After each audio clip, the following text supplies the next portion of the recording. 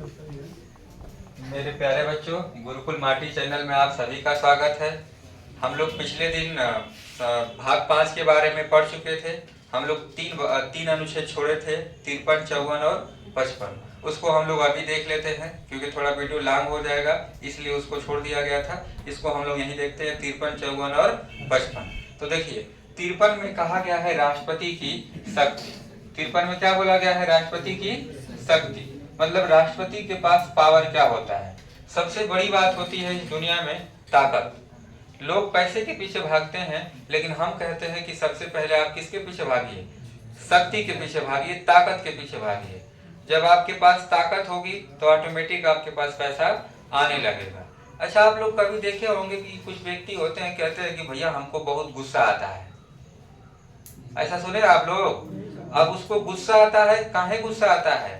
गुस्सा उसी व्यक्ति पे, उस व्यक्ति को आता है, किसी भी व्यक्ति को कह रहे हैं, कोई भी व्यक्ति गुस्सा करता है तो वो गुस्सा करेगा तभी जब उससे वो कमजोर व्यक्ति होगा, तभी उसको गुस्सा आएगा उसके ऊपर, नहीं तो गुस्सा उसको नहीं आएगा। अगर कोई उससे ताकतवर होगा तो उसके ऊपर गुस्से नहीं आएगा, उसको कमजोर पे ही गुस्सा आता है। अगर छोटा बालक है, आप गुस्सा होंगे तो उसको क्या करेंगे? मार देंगे। अगर आपके पास आईएएस ऑफिसर हो और आपके सामने खड़ा है तो आपको कितना भी गुस्सा आएगा, लेकिन आप उसको गुस्सा नहीं करेंगे। करेंगे आप लोग? तो गुस्सा सदैव किस पे आता है? आपसे कमजोर व्यक्ति पे। मतलब कि सीधा सा बात है कि यदि हम ताकतवर बन जाएंगे तो हमारे ऊपर कोई गुस्सा नहीं करेगा, करेगा लेकिन अपने अंदर रखेगा, बोल नहीं पाएगा। चलो, तो हम लोग देख लेते हैं पहली बात, राष्ट्रपति की शक्ति। तो राष्ट्रपति के पास बहुत सारी शक्तियां हैं। पहला पॉइंट देखते हैं, मंत्रिमंडल की शक्ति। किसकी शक्ति है भैया? मंत्रिमंडल की शक्ति। मतलब मंत्रिमंडल की शक्ति का मतलब कि जितने भी सेंट्रल गवर्नमेंट के मंत्रालय होते हैं, सबको शपथ दिलाने की ताकत कौन रखता है? राष्ट्रपति। कौन रखता है भैया?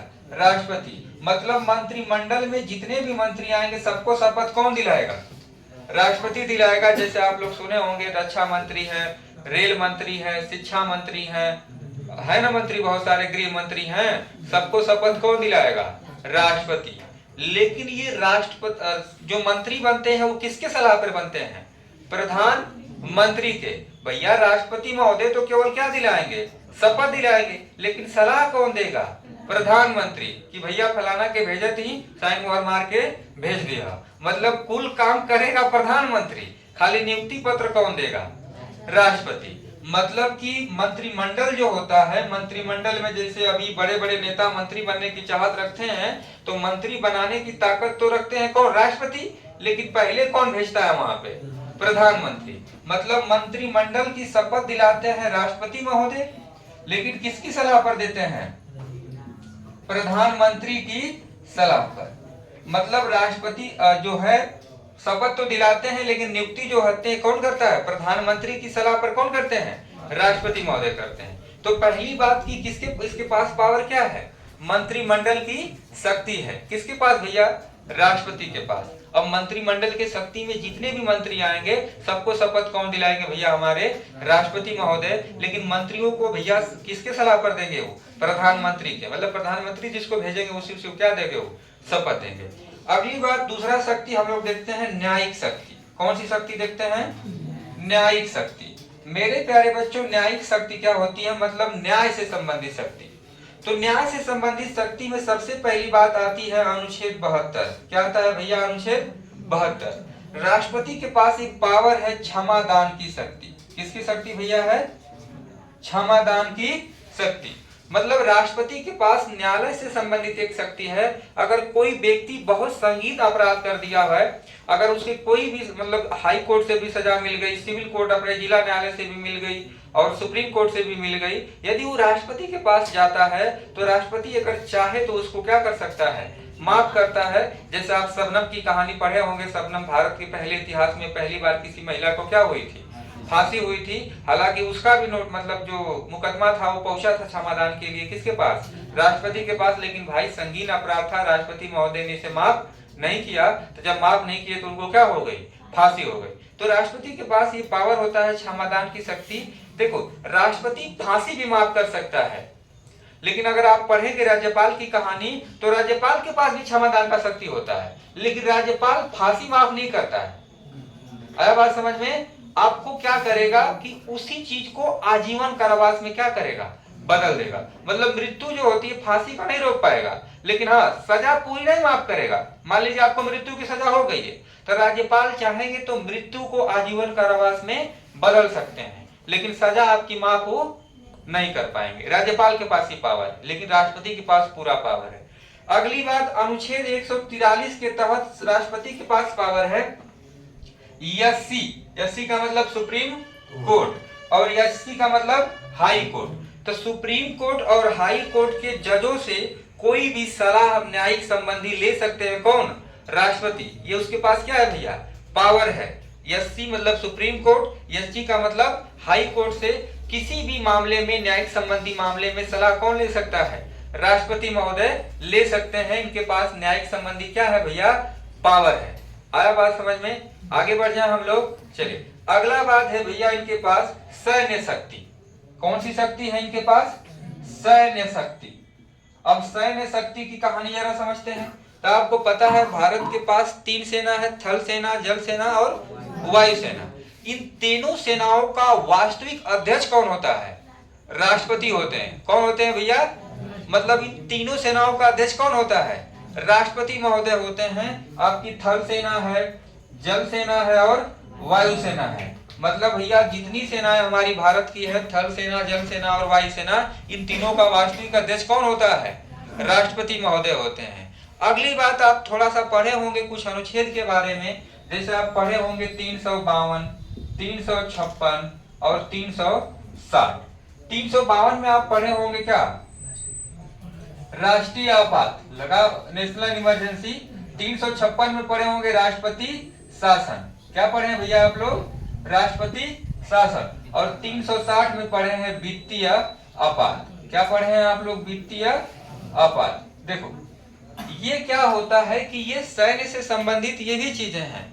अगर देश में आपातकाल की घोषणा करनी है तो कौन करेगा भैया, राष्ट्रपति करेगा। सारा पावर किसके पास है, राष्ट्रपति के पास पावर है। चाहे देश में इमरजेंसी लागू करनी है, उसको बंद करनी है, ये पावर किसके पास है, राष्ट्रपति के पास है। लेकिन वो लोकसभा करती है, सांसद लोग मिलकर, मतलब सभी लोग बहुमत देते हैं, पास करते हैं, तब जाके ये करते हैं। लेकिन अधिकार घोषणा करने के लिए किसके पास होती है, राष्ट्रपति के पास पावर होती है। हालांकि 356, 52 और 60 में पढ़ाऊंगा स्पेशली, तो वहां पे बताया जाएगा। यहाँ पे बहुत थोड़ा बहुत इसके बारे में जान लो। अब राष्ट्रीय आपात क्या होता है, तो राष्ट्रीय आपात जो होता है भैया, देश के ऊपर कोई विपत्ति आ जाती है तो उसे बोला जाता है राष्ट्रीय आपात। अब देश के ऊपर विपत्ति क्या आ सकती है, तो राष्ट्रीय आपात 3 क्षेत्रों में लगाया जाता है। किन क्षेत्रों में लगाया जाता है, एक तो बाहरी आक्रमण, बाहरी आक्रमण में भी क्या लगाया जाता है, राष्ट्रीय आपात लगाया जाता है।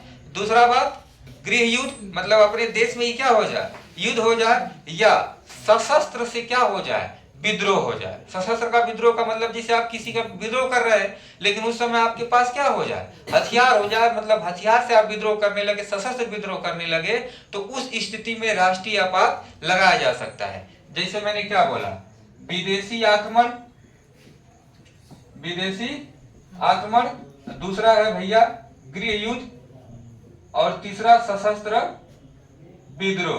क्या है भैया, सशस्त्र विद्रोह। अब देखो, अब बाहरी विदेशी आक्रमण का मतलब कि मान लो चीन ने भारत पर क्या कर दिया, आक्रमण कर दिया।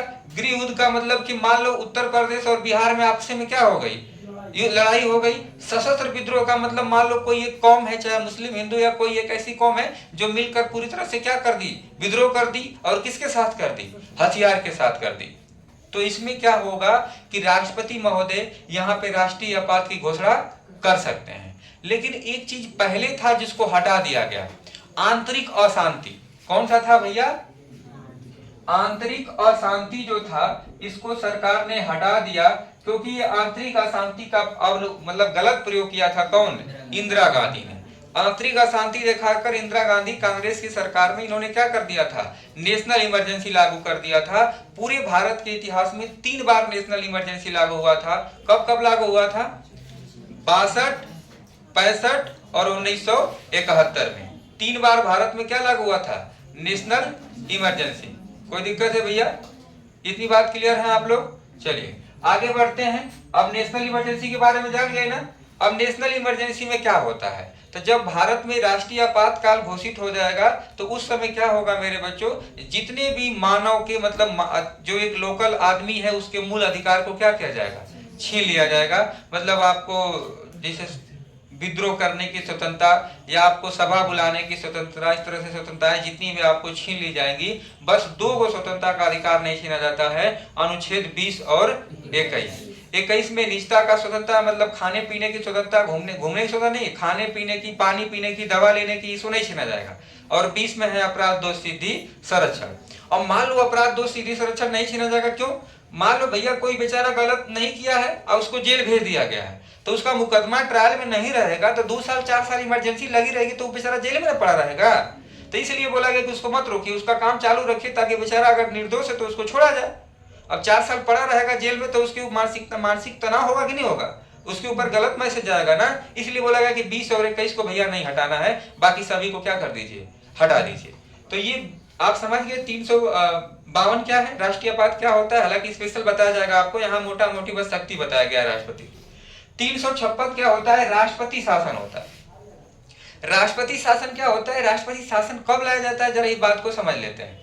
देखो भैया, राष्ट्रपति शासन कब लाया जाएगा, जब सरकार में अविश्वास प्रस्ताव आ जाए, मतलब विश्वास न रहे। जैसे मान लो यूपी में, जैसे मान लो बिहार का लेते हैं, बिहार में अभी तेजस्वी और नीतीश कुमार की सरकार है, दोनों ने मिलकर गठबंधन से क्या बनाई है, सरकार बनाई है। अब क्या हुआ कि मान लो अब नीतीश कुमार ने अपना समर्थन क्या ले लिया, वापस ले लिया।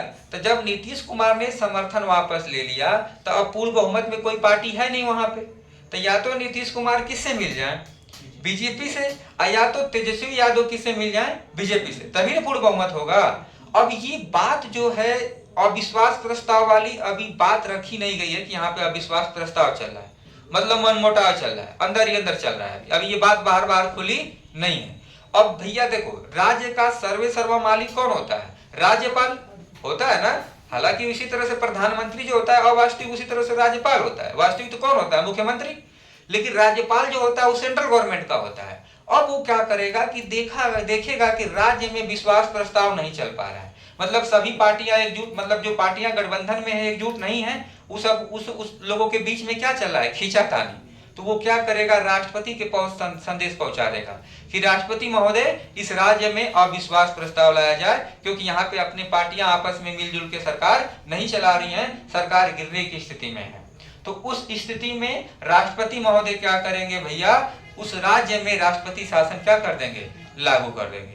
जब राष्ट्रपति शासन लागू कर देंगे तो जितनी भी पार्टियां हैं उनका अधिकार सभी क्या हो जाएगा, छीन लिया जाएगा। और उस समय पूरी तरह से पावर में कौन आ जाएगा, राज्यपाल। कौन आ जाएगा भैया, राज्यपाल। मतलब वहां पे जो मुख्यमंत्री काम देख रहे थे वो सारा काम कौन देखने लगेगा, अब राज्यपाल। जैसे जम्मू कश्मीर में आप देखे होंगे 2019 में धारा 370 हटाई गई थी ना, तो वहां पे भी राष्ट्रपति शासन लगा दिया गया था। महबूबा मुफ्ती का नाम सुने हैं ना आप लोग, वहां की थी ना सीएम जम्मू कश्मीर की, भैया राष्ट्रपति शासन लगा दिया गया, उसको हटा दिया गया। और राष्ट्रपति शासन में सेंट्रल गवर्नमेंट काम करने लगती है, मतलब राज्यपाल काम करने लगते हैं, और सेंट्रल गवर्नमेंट ने मिलकर वहां पे क्या हटा दिया, धारा 370। लेकिन अगर वहां पे प्रधान राष्ट्रपति, जहां पे जिस राज्य में राष्ट्रपति शासन लगाना है, अगर वहां पे मुख्यमंत्री सीएम मतलब जो हमारे होंगे, तो उस समय सेंट्रल गवर्नमेंट वहां काम नहीं कर पाएगी। जब राज्यपाल महोदय काम करने लगेंगे, राष्ट्रपति शासन लगा दिया जाएगा, तो सेंट्रल गवर्नमेंट वहां पे काम कर लेगी। तो ये हमारा क्या है, राष्ट्रपति शासन। राष्ट्रपति शासन निर्देश कौन देता है सेंट्रल गवर्नमेंट को, राज्य का राज्यपाल। मतलब ये सूचना कौन बताता है, राज्य का राज्यपाल बताता है कि भैया यहाँ पे राष्ट्रपति शासन क्या कर दिया जाए, ला दिया जाए। और राष्ट्रपति शासन लगा दिया जाएगा तो कौन काम करेगा, मतलब राज्य का राज्यपाल। आया बात समझ में, कोई दिक्कत है? चलिए अगली बात हम लोग समझते हैं 360 वित्तीय आपात क्या होता है, धन संबंधी आपात होता है।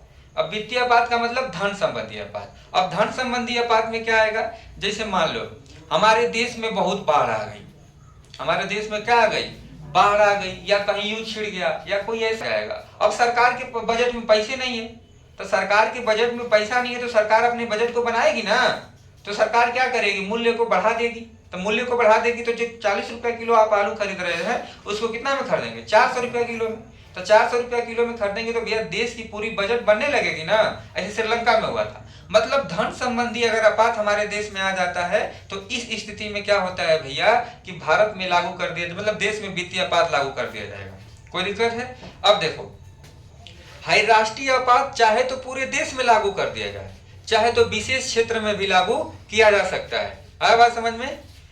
हाई राष्ट्रपति शासन तो कहां लागू होगा, राज्य में लागू होगा। और वित्तीय आपात भी चाहे तो पूरा देश में लागू कर दे, चाहे विशेष क्षेत्र में लागू कर दे, लेकिन ये तीनों लागू करने का अधिकार किसके पास है, राष्ट्रपति के पास। देखो आपने पढ़ा कि सर जी राष्ट्रीय आपात कितनी बार लगाया गया है, 3 बार लगाया गया है। राष्ट्रपति शासन जो है कई बार लगाया गया, अनगिनत बार लगाया गया है, लेकिन पहली बार लगाया गया था पंजाब के पेप्सू में। कहां लगाया गया था, पंजाब के पेप्सू में पहली बार लगाया गया था हमारा राष्ट्रपति शासन। और पूरे भारत के इतिहास में एक बार भी वित्तीय आपात नहीं लगाया गया है।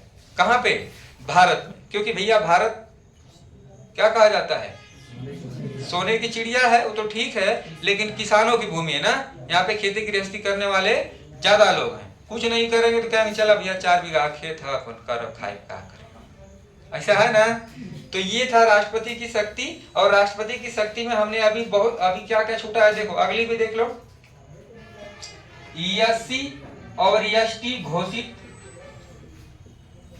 एससी एसटी क्षेत्र घोषित करने का अधिकार किसके पास है, राष्ट्रपति के पास। एससी और एसटी क्या होता है, मान लो एससी का मतलब होता है अनुसूचित जाति, एसटी का मतलब होता है अनुसूचित जनजाति। मान लो कोई ऐसी जाति है जहां पे बहुत लोगों की संख्या में रह रही है, अब वहां पे कोई ऐसी क्षेत्र मतलब सुविधा नहीं है जिससे उन लोगों को दिक्कत आ रहा है। जैसे मान लो अनुसूचित जनजाति है, अब जैसे मान लो कोई एक मार्केट है, वहां पे अनुसूचित जनजाति के लोग रह रहे हैं। अनुसूचित जनजाति का जो होते हैं लोग, उनका कल्चर जो होता है भारतीय संस्कृति से मिलता नहीं है, उनका सिस्टम ही अलग होता है। वो सब अलग कपड़ा पहनेंगे, बाल और अलगे तरीका से रखेंगे, एकदम अजीब सा दिखेंगे, उनका अलग सिस्टम है। जैसे अंडमान निकोबार में चले जाइए आप, लक्षद्वीप में चले जाइए, इधर आसाम नागालैंड में चले जाइए, तो अजीबोगरीब कहानी है। तो वहां पे भैया उनके लिए सरकार सोचती है कि भैया इनके लिए कुछ अलग से नियम बना दिया जाए जिससे ये अपने जीवन को क्या कर सके, चला सके। क्योंकि भैया मांस भी सब खाते हैं, अलग सिस्टम रहता है उनका। तो उनके लिए राष्ट्रपति महोदय चाहें तो एससी और एसटी क्षेत्र क्या कर सकते हैं, घोषित कर सकते हैं कि भैया यहाँ पे एसटी क्षेत्र घोषित है। तो अब वहां पे एसटी क्षेत्र अगर घोषित हो जाएगा तो मान लो कोई एसपी बिहार से गया है आसाम में, तो बिहार में नियम कुछ हो रहा होगा, लेकिन आसाम में जाएगा तो वहां के नियम से काम करेगा। जिस क्षेत्र में एसटी क्या किया गया है, घोषित किया गया, तो वहां के नियम से वो काम करेगा। कौन, एसपी। अब मान लो एससी और एसटी घोषित हो गया तो ये विशेष क्षेत्र में भी हो सकता है, और चाहे तो पूरे राज्य में हो सकता है, और चाहे तो पूरे जिले में हो सकता है। ये राष्ट्रपति महोदय के ऊपर है कि कितना क्षेत्र को राष्ट्रपति घोषित करेंगे। आया बात समझ में? अगली बात, राष्ट्रपति के पास है स्वविवेक की शक्ति। क्या है भैया, स्वविवेक की शक्ति। जो देखो राष्ट्रपति के पास स्वविवेक की शक्ति होती है, स्वविवेक का मतलब विचार की शक्ति होती है। एक बात और देखिए, राष्ट्रपति महोदय के पास भैया देखिए, अगर राष्ट्रपति महोदय अपने कार्यकाल के दौरान हैं तो उनके ऊपर फौजदारी का मुकदमा नहीं चलेगा। फौजदारी का मतलब मार काट हत्या वगैरह का मुकदमा उनके ऊपर नहीं चलेगा, लेकिन दीवानी का मुकदमा चलेगा। मतलब खेत बाड़ी से संबंधित अगर मुकदमा है तो उनके ऊपर क्या किया जाएगा, चलाया जाएगा। अब खेत बाड़ी का मुकदमा है, मान लो कोई राष्ट्रपति बन गया, उसका पड़ोसी है और उसका जमीन हड़प लिए, तो बेचारा बोलेगा कि भैया उनके मुकदमे नहीं कर पाएंगे तो दिक्कत हो जाएगा ना। तो भैया दीवानी का मुकदमा चलेगा, राष्ट्रपति के ऊपर दीवानी का मुकदमा चल सकता है। आपको पता है कि दीवानी के मुकदमे में सजा नहीं होती है, जुर्माना लगता है। क्या लगता है? लेकिन फौजदारी का मुकदमा भैया मान लीजिए अब वो राष्ट्रपति महोदय गलत प्रयोग कर दिए, किसी व्यक्ति की हत्या कर दिए, तो किसी व्यक्ति की हत्या कर दिए तो बोला गया है नियम कि भैया उनके ऊपर फौजदारी का मुकदमा नहीं चलेगा। क्यों नहीं चलेगा? क्योंकि क्षमादान की शक्ति अपने आप को क्या करेगा, वो माफ कर लेगा। तो क्या कर पाएंगे आप? लेकिन फिर बोला गया कि ठीक है, आपके ऊपर फौजदारी तभी तक नहीं चलेगा जब तक आप राष्ट्रपति के पद पर बने रहेंगे। मतलब जब तक आप राष्ट्रपति हैं तभी तक आपके ऊपर फौजदारी नहीं चलेगा। जैसे ही आप अपने राष्ट्रपति पद से हटेंगे 5 साल बाद, तो आपके ऊपर वो मुकदमा क्या करने लगेगा, चलने लगेगा। आया बात समझ में? आगे की क्लास आप लोग की कल होगी।